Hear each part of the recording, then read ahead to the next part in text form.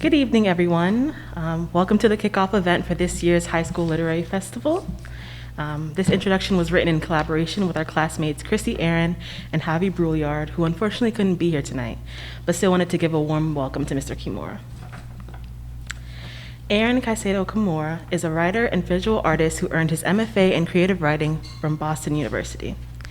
He's from Santa Rosa, California, and the author of 2 poetry collections, Common Grace and Ubasute. Our writing poetry class had the privilege of reading Common Grace, and we were all amazed by the vulnerability and honesty of Kimura's writing.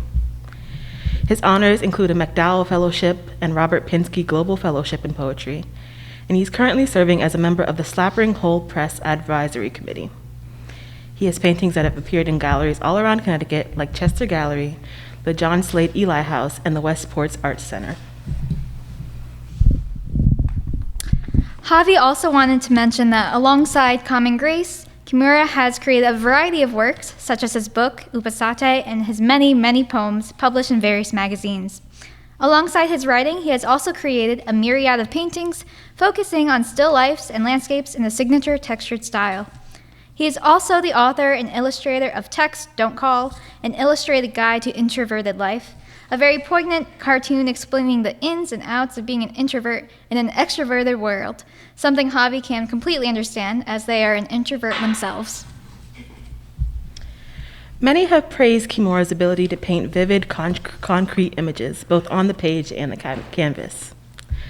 Author Matthew Thorburn calls Kimura a poet of clear-eyed originality, stating that the poems in Common Grace evoke the mysteries and wonder in everyday life. Another author, Gail Mazur, describes his craft as a tender, lyrical, labored stroke that celebrates his family's heartbreaking, triumphant history as well as his own. Even former United States Poet Laureate Robert Pinsky found that in Kimura's poems, the visible world radiates meaning and memory becomes palpable. I myself was also moved by Aaron Caycedo-Kimura's honesty and vulnerability while reading Common Grace. He has a special ability to capture the complexities of grief, humor, and cultural heritage all through intimate everyday moments of life. A visit to the doctor's office, a moment between strangers at a park. With these, he invites readers to peek into his life and his relationships with the ones he loves, and I, for one, feel honored to be a witness. In Common Grace, Chrissy was in awe of the way he wrote about his family and their dynamics, the role of being a son to a Japanese parent couple, and the complexity of emotions surrounding his childhood. The challenges that came with growing up in America and going to school as one of the only Japanese students. Chrissy related to the racism he wrote about in his poetry to the kind she also faced growing up as one of the only people of color in the predominantly white classroom. It was very inspiring to read poems full of truth and heart. He has an amazing ability for writing about difficult moments in life in a raw and genuine way. Reading through Common Grace, Javi was caught off guard in the best way by Mr. Kimura's sincerity and vulnerability to the reader, weaving his emotions into his words and giving us a glimpse into his unique view of life. The words jump off the page, dancing in our minds and paint vivid pictures just like his own visual art endeavors. While Javi had no connection to the discrimination Kimura experienced because of his race, they connected with his struggles with family, resonating with the complex feelings and memories of their own childhood. As a Chinese American reading Kimura's work, I immediately recognized the vulnerability that went into many of his pieces that connect to his Japanese American culture. A number of his poems in Common Grace effectively articulate the tough emotions that come with being in the middle of 2 different cultures. This ability speaks volumes about his work capabilities and about his ability to reflect and grow from experiences that may have been or continue to be challenging. In particular, I admire Kimura's easygoing conversational style that tackles topics not so easily talked about. His complex and thought-provoking incorporation of Japanese culture and myths into daily life America is buried under what seems to be simplistic writing. He has been an inspiration to our writing poetry class and has been a role model for Asian American writers, artists, and musicians. For that reason, we'd all like to thank him for creating work that needs to be learned from. At the end of this reading, he will be doing a book signing, and his book is being sold in the back. With that, we'd like to formally welcome poet and visual artist Aaron Caycedo-Kimura.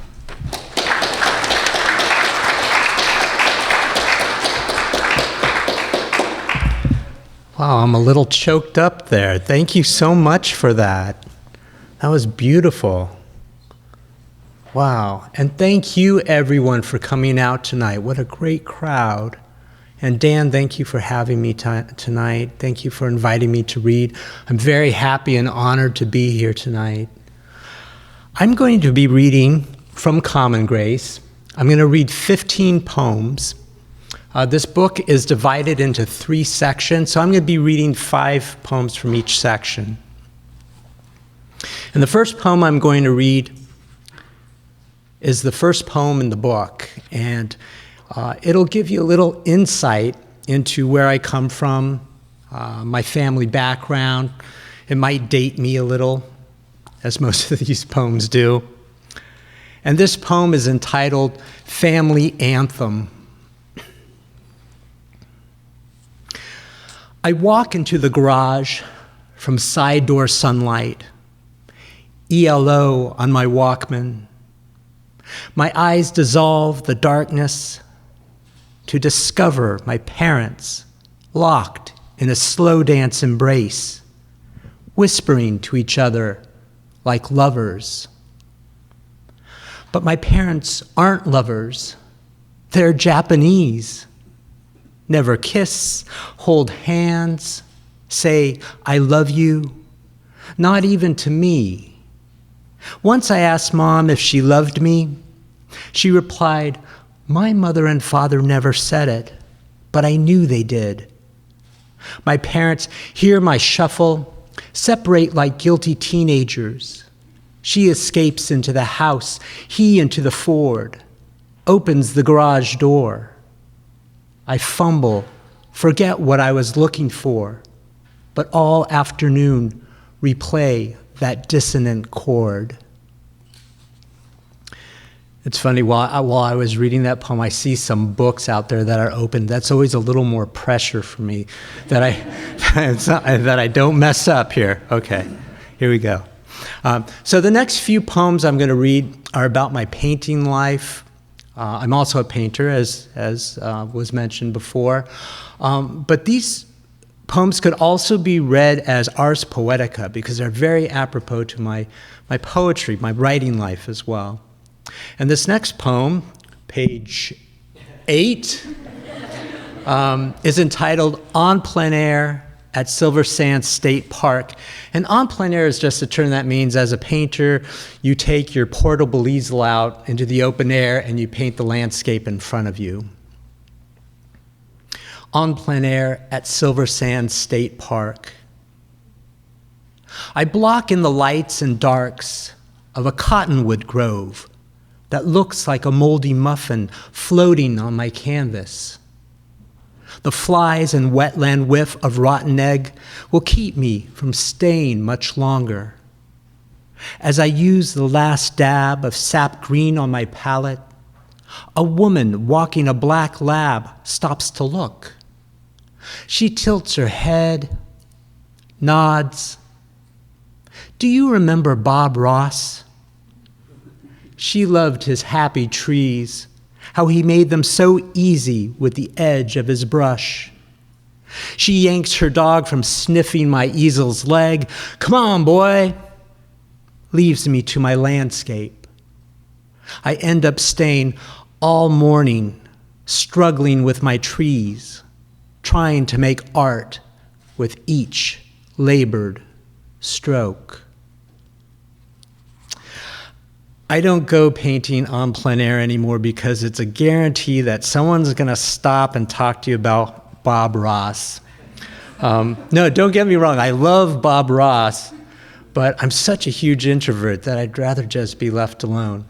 So I stay in the studio, and that's the title of the next poem I'm going to read. In the studio. Arranged on a table behind my easel, a red sake bottle, blue glass vase, an ochre bowl I bought for $1 at Goodwill. Joni Mitchell plays on my laptop. I slosh a number 5 flat brush and the wash container's cloudy chirp. Let it soak in the strainer. step away from the canvas 5 or 6 feet. Bowl's too flat. Some lighter touches in front will round it out. The background's kind of warm. A few strokes of blue-gray should cool it down, push it back. Joni sings California. After flying back to Santa Rosa when my father died, I returned home, met Tinica for coffee.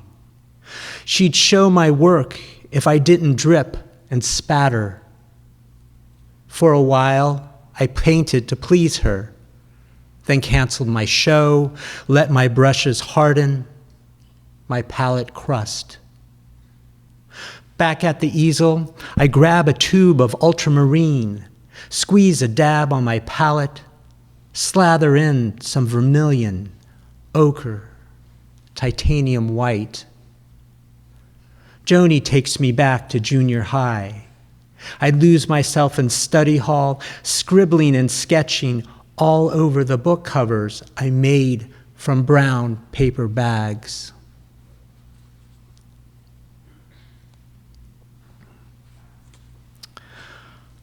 My next poem is a sonnet, and this is a poem I wrote for a fellow artist, acquaintance of mine. After writing this poem, it's about her and her life, but after writing it, I realized it could apply to any one of us those of us who seek a non-conventional artist's life, whether you be a singer-songwriter, painter, poet, dancer. I think it does apply to those of us who want that unconventional life, or who have been called to that unconventional life. And this poem is entitled North on Route 101. She drives up the winding coast, 20 miles per hour in Pacific fog, like she's searching for a line, a la prima, with the worn bristles of a flat brush. In every twist, she focuses on the road, not the drop-offs.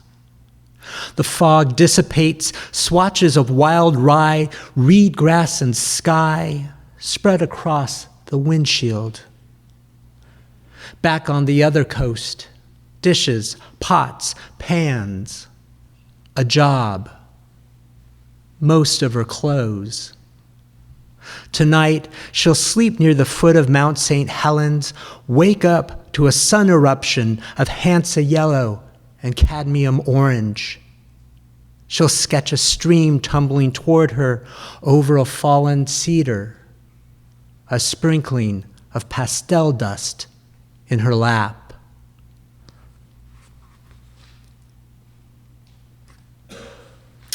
I'm going to read a fall poem.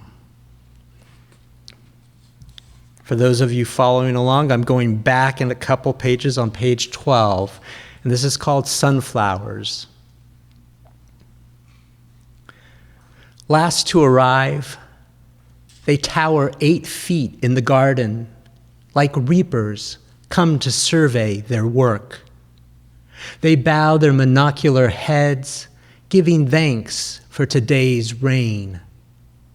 As the air crisps and the sun zippers across the sky, they lead us into harvest, goldfinches pecking out their eyes. It's kind of creepy. But fall is kind of a creepy season, which I love.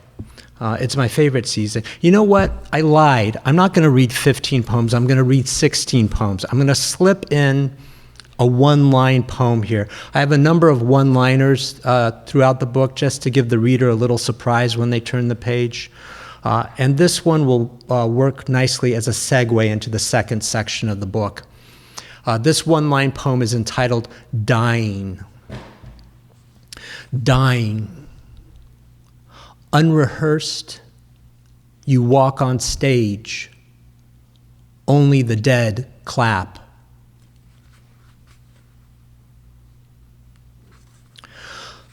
So the second section of the book is about my parents, and it touches on Their experiences of World War II, of being newlyweds, of being parents, of settling in Northern California suburbia, and finally it's mostly about them growing old and dying. My father passed away in 2011 and my mother in 2015. And this next poem is a pantun. It's a Malaysian pantun, and it's entitled Burial. I returned my father's body to the earth, cremated as he instructed in a letter. No funeral, no obituary in the newspaper. Those who needed to know were told. I had his remains cremated as he instructed, scattered his ashes in Bodega Bay. Those who needed to know were told that I waited until my mother passed to scatter his ashes in Bodega Bay, past the jetty where we used to fish.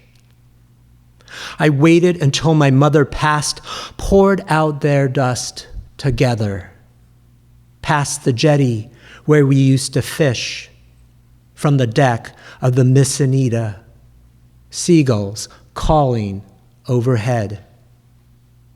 I poured out their dust together with a handful of Uncle George, from the deck of the Miss Anita, seagulls calling overhead. No funeral, no obituary in the newspaper. With a handful of Uncle George, I returned their bodies to the earth.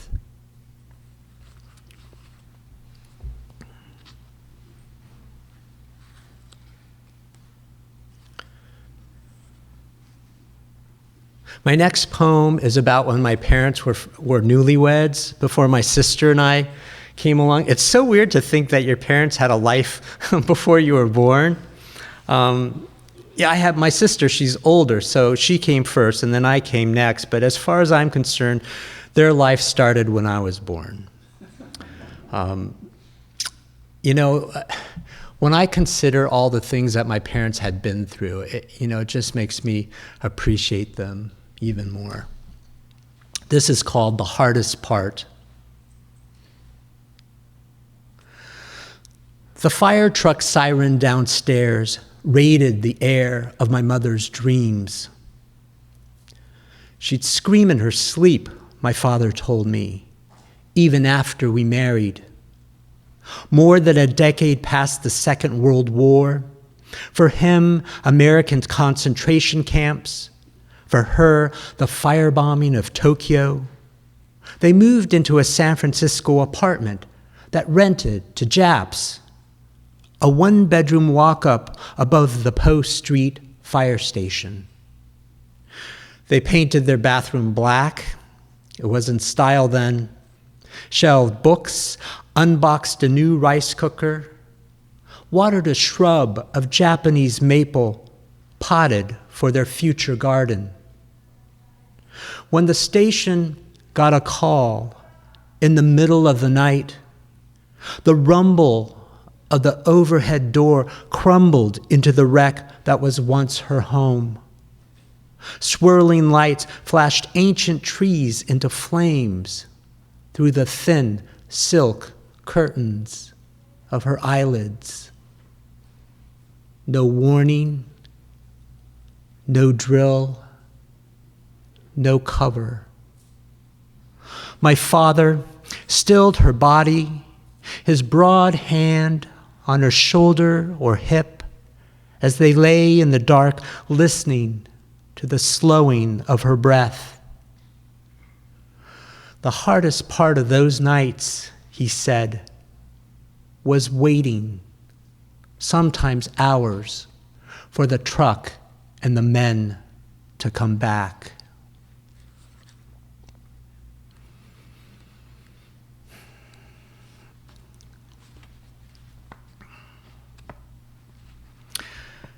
The very last word of my next poem is the word two, and that's the number two, TWO. And the title of the poem is When You're the Sun, and that's SON, sun.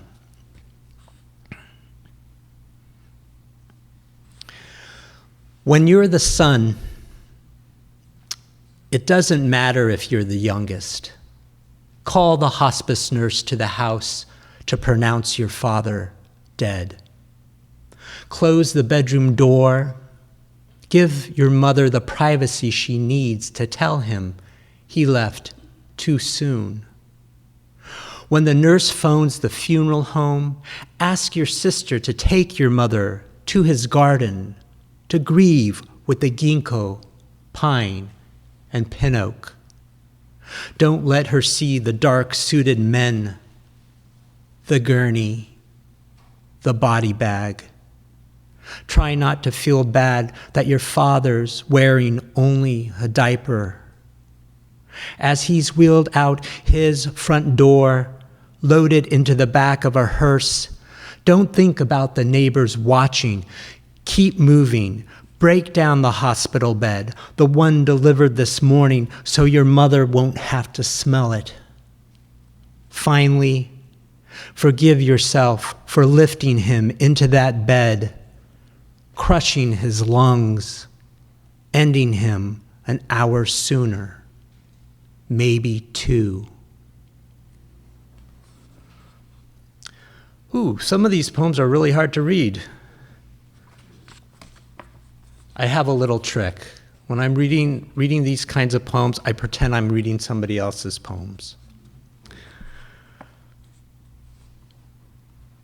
The poet Vivian Shipley, I heard her once say, if you think you're going to cry while you're reading, just take a little breath, either through your nose or your mouth, and it'll clear right up. So if you see or hear me going, you know what that is. The next poem, the title of the next poem is My Mother's Name. Her name was Hama. It's a Japanese name, and it's spelled just like it sounds, Hama. Hama.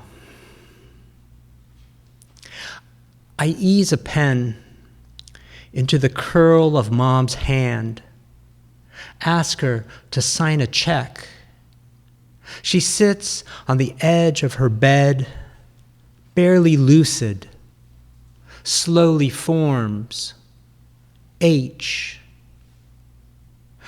A, a faint blue ballpoint cursive, a ripple, an echo, H, A. Again, her hand can't write what comes next. Her name is Japanese for beach. I say, it's okay. Help her lie back. Wonder as her eyes close if her memory washes ashore somewhere. Goat Rock, Doran Park, bright and blustery, where with bare feet, pant legs rolled up, she watches I don't toddle too far into the surf.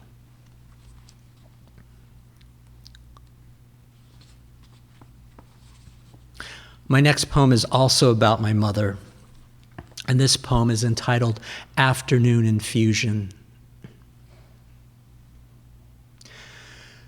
She panics 3 hellos, as if startled by the noise of an empty house. Calls from St. Joseph's. The nurses are slow to start her hydration. I'm at a bar. Stevie Nicks reverbs in my beer, lures me back to the edge of 17 in this town I left 30 years ago. I take her call outside, stand away from the smokers. Half truth, I'm at the mall. She slurs a request, milk of magnesia, and that other thing she can't remember. But I remember When I was a boy, she told me about the mythical Japanese custom, ubasute. A grown son lifts his aged mother on his back, delivers her to a mountain, leaves her to die. I'll come pick you up after chemo, I say, and hang up, realizing she's already cradled by the mountain. The waft of cigarette smoke and hint of manure in Santa Rosa air usher me back into the restaurant. The hostess smiles, welcomes me. Clueless, I have come and gone.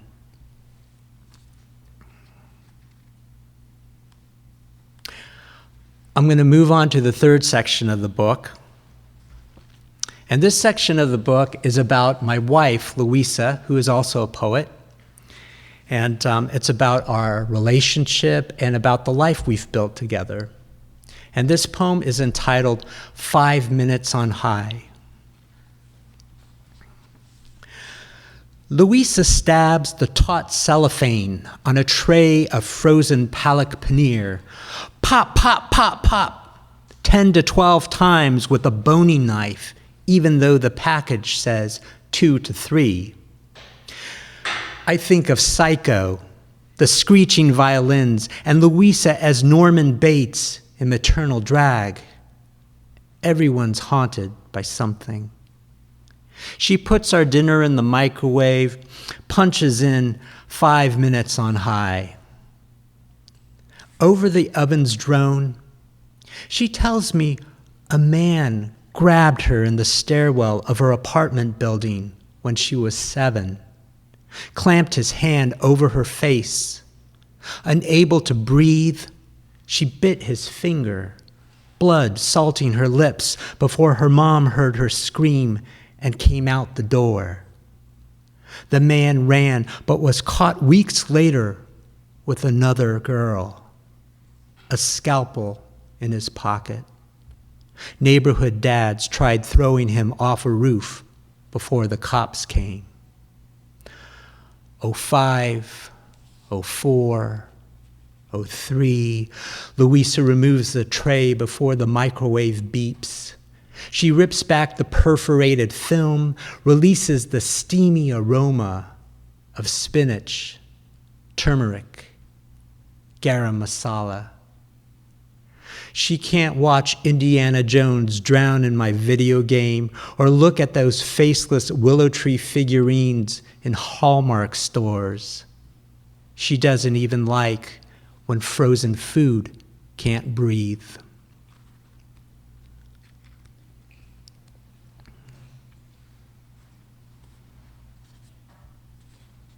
My wife and I met in New York City, and then after 9/11, we moved to Connecticut, and we've lived in a lot of different places in Connecticut.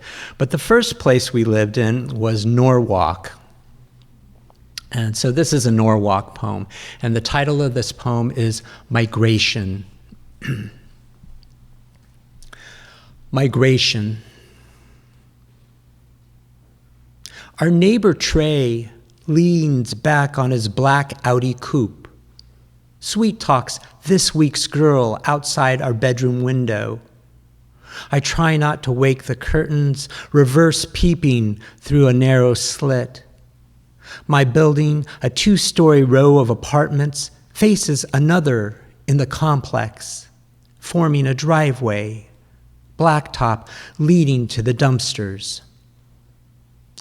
I gave you everything, she says, half crying, arms crossed at her chest. You love that thing more than me. His pumped arm holds her close, hand low at her waist.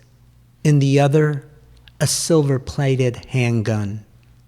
Now it's my turn to give you everything, he says. Trey moved in next door with another guy a few weeks ago, strapped an orange teddy bear, big as a kid, to their balcony grating. Louisa and I think they're selling drugs. Go to the police station, report our suspicion. There's nothing we can do without evidence, the officer says. We moved here a year ago from New York City after 9/11, down the block from the hospital. Thought we'd have a baby, start a family, like Barb and Dave upstairs. Whenever Trey leaves the building, he slams the door. "Damn it, my kid just went down for a nap," Barb screams out the window. Trey heads for his car. Yeah. For now, I move our bed to the living room, the other side of the apartment, away from stray bullet insomnia. From there, you can see St. Mary's steeple, Norwalk River, and the highway.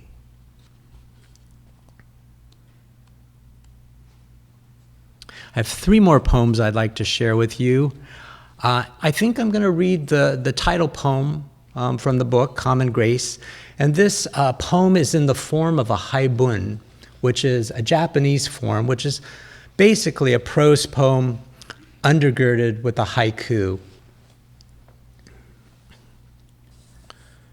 Common Grace.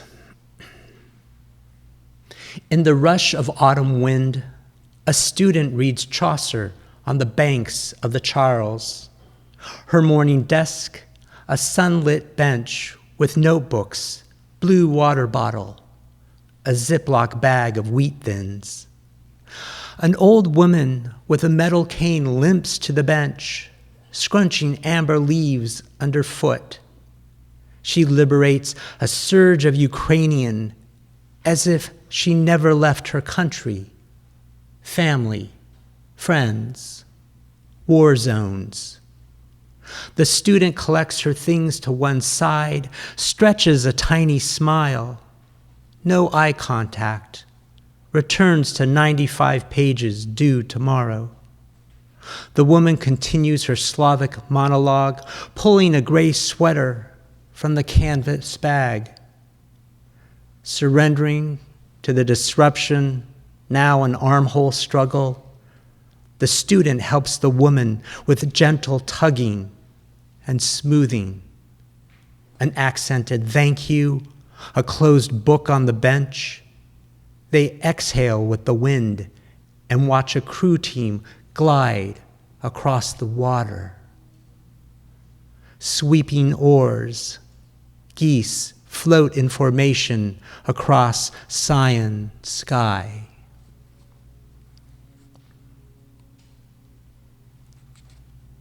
I have 2 more poems I'd like to read for you. This next poem is a Boston poem. I did my MFA up in Boston at Boston University, which means that I was living apart from my wife for 6 months. I mean, she would come up and visit, but I had an apartment up in Boston. 6 months because the pandemic hit and I finished out my program online. And as it is, it's only a year, a very intensive year-long program. I wrote this while I was up in Boston, and it's called Away in Boston, Riding the Green Line. I'm not home to mow the grass, the weeds, last impositions of a Connecticut summer, and won't be there before the first frost to drag the potted fig, soil heavy with rain, into the garage. No raking leaves from the white and red oaks, hickories, dogwoods, or if there's an early snow, shoveling the long drive, salting the walkway.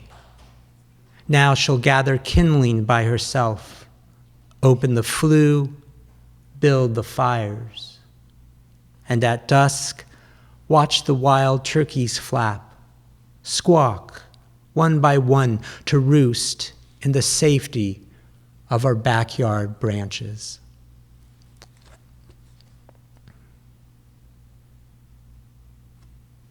And the last poem I'm going to read for you, I wrote this poem. One day I was thinking, what would it be like if I knew that today was the last day I'd be alive? like tomorrow I wouldn't be around. And this is the poem I wrote. And it's really not about death, but it's about contentment, and it's a love poem. And for those of you following along on page 82, I want you to know that I'm intentionally going to leave out a phrase. I don't want you to think, oh my God, he's so old, he forgot that phrase. Okay, so I know I'm going to leave it out. Thank you so much for coming out tonight. It's been a pleasure and an honor reading for you. This poem is If This Were the Day. If this were the day, I'd still shower, shave, eat breakfast for the pleasure, a toasted bagel, a schmear, lox, red onions, capers, definitely capers. I'd skip the stretching, crunches, push-ups, go right to the garden, check the milkweed for monarchs, the yarrow planted yesterday. Back in the house, straighten out my studio, just a little. Open my laptop, start a poem, a few lines for drama. After emailing you my passwords, go lie on the sofa, text you a heart, rest the phone on my chest. I listen to you stop singing slightly out of tune in the kitchen. Wait for the vibration of your answer. Drift. Thank you. Thank you for listening.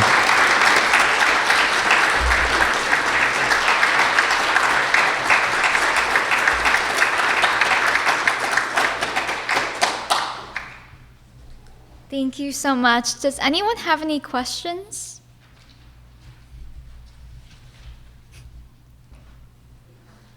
No questions? Great. Danny, little Danny Donaghy.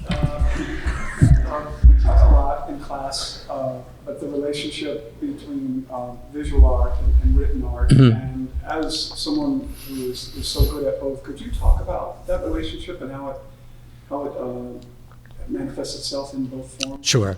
I think any of the arts, any two arts will inform each other. All right. I think that's a given. I was a painter before I was a poet. I started painting, before I was a poet. So I think the way I paint affected the way that I approach poetry. If you see my paintings, they're more like, I don't paint as much as I think about it more like building a painting or constructing a painting with brush strokes. And I think I make poems the same way. I'm just building the poems with words and sound and images. But very much the same way. I feel like I'm constructing the poem. I think it was Ezra Pound who said that, or I read from Ezra Pound that the word poet comes from a Greek word that actually means to make. So the poet is a maker, and that's what I consider myself, as a maker in every way, in every form. Thank you for that question. Any other? Yes? How do you come up with your poems? Is it like something you feel in the moment, or like something you see, stuff like that?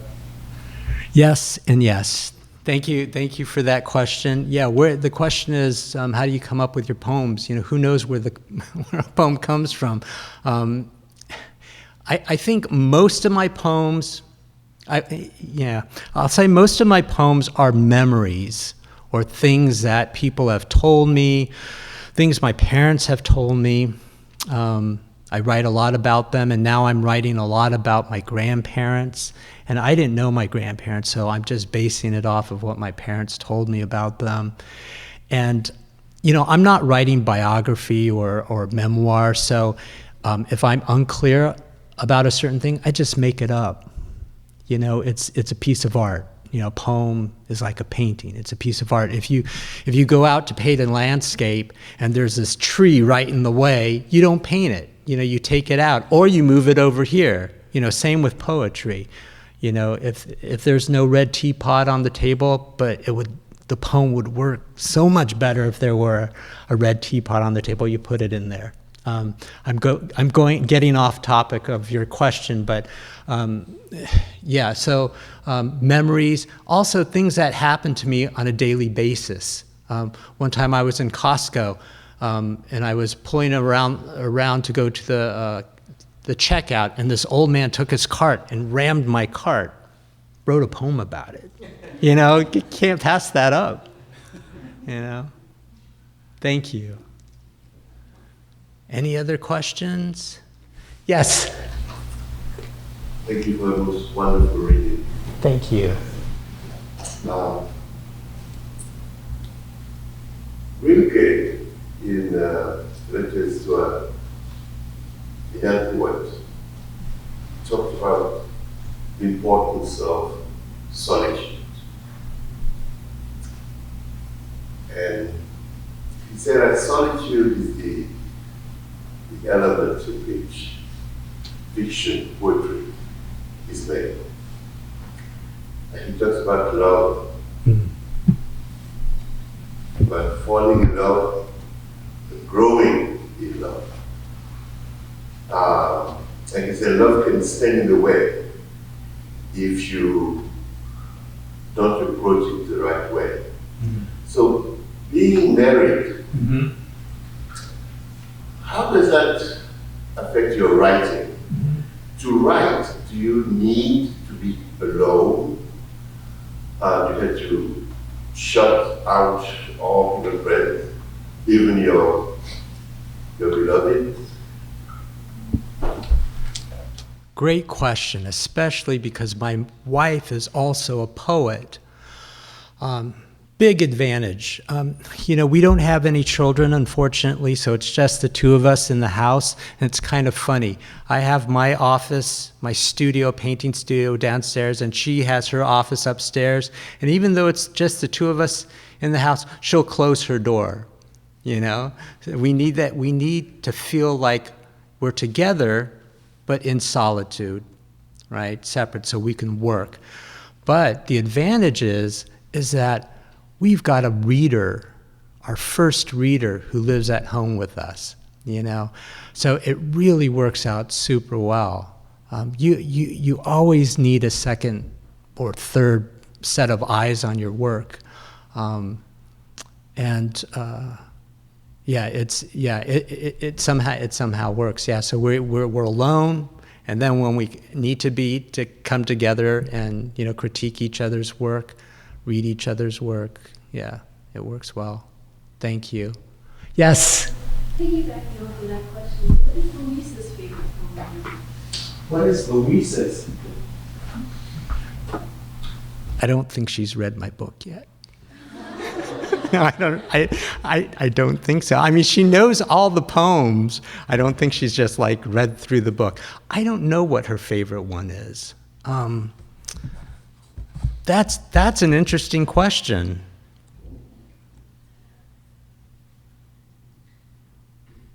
She does like 5 Minutes on High because that is something personal to her. She's told me that before.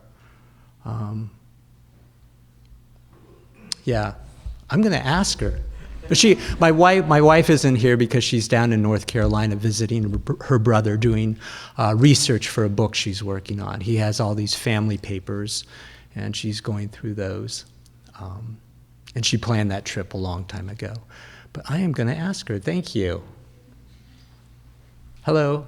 I really love all your poems. I can really feel them visually. Thank you. It's very beautiful. I also had a question though in that same 5 Minutes on High. In the end, you said like about the frozen food not being able to breathe, and I just wonder where you came up with that. From real life. The question was, where did I come up with the frozen food not being able to breathe?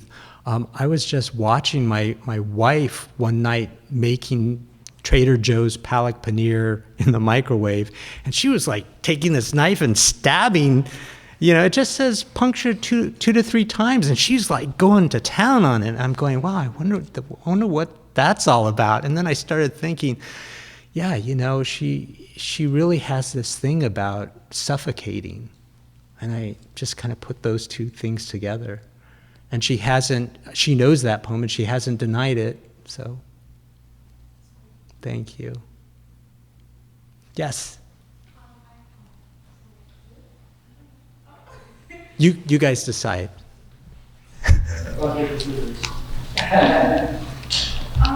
come up with the organization of your book? I'm sorry? How did you come up with the organization? Like, what made you put it in? Put one home next to the other. Okay, so the question is, thank you for that question. The question is, how did I organize my book? How did I decide on the sections? How did I decide what poem goes to next to what poem? The sections kind of happened by themselves. Over the past 10 years, I've just written a lot about my parents, about my wife, and just about my artistic life. And so they kind of fell into those categories. Deciding the order of how poems flow is, there's really no formula. It's just something that has to feel right. It's almost intuition. And I happen to had a wonderful editor at Beacon Press work with me on that. I would say I like this arrangement. What do you think? And she would say, well, I like these two poems. Can you bring them up further to the front? So between the two of us, we decided. Very hard question for me to answer, but yeah. Yes. I have kind of two questions. One, how did you discover your interest in poetry? And also, is it more like a gift, or is it something that you have to learn? Okay, great questions. Okay, the first question is how did I discover poetry? My interest in poetry. Okay. I came to poetry later in life than most people my age. When I was growing up, poetry was not taught very well in school, so I had no interest in it. I thought it was something too lofty for me to understand. My wife became a poet first. She was a lawyer, didn't like being a lawyer. She liked law school, but didn't like being an actual lawyer. And so she wanted to go back to school and fulfill her dream of being a creative writer, a fiction writer. She went back to school, but all the fiction classes were closed. The only thing open was a poetry class, so she took that and she was hooked. Now, she would come home and show me drafts of her poems and ask me what I thought about them. And I had no clue. I knew nothing about poetry. I had no interest in it. But since she was asking, I thought, okay, maybe if I were to steal her textbook and start writing and reading, maybe eventually I could come up with some kind of reasonable feedback to tell her when she shows me her poems. And then she also started dragging me to all these poetry readings, which I eventually started to enjoy. And with all that inspiration, how can you not go home and try to write something of your own? And so that's how I started writing poetry, and then I was hooked. And I'm sorry, one more time on the second question. Your ability to compose poetry yourself, was that something? Was that like a gift that you just created? Yeah, I had to study. I read that textbook. And I talked to my wife about poetry. She would come home from her MFA program and tell me what Robert Pinsky would say, and I'd write it down and try to incorporate that into my poems. It takes work and study. Yeah. Thank you.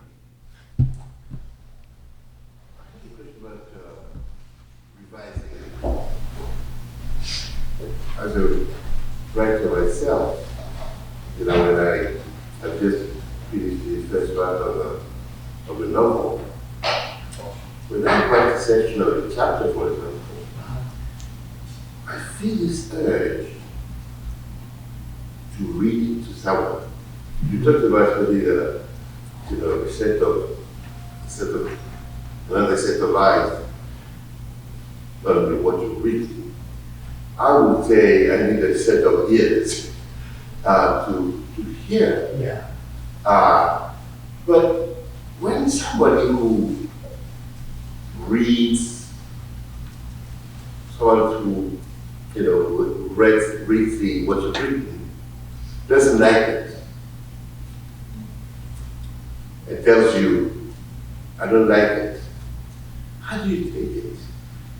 Because in the end, as Rilke teaches us, you are the best judge of your own creation. But how do you navigate that? How do you manage? How do you deal with that? Great question. And I don't know if I've ever had to deal with that. I don't know if I've ever had somebody tell me, I just don't like that. It's usually more of, that's not working quite well, but if you do this, maybe if I do that or this too, it'll work. It's interesting, like I'm a member of 2 writing workshop groups, one in person, one online.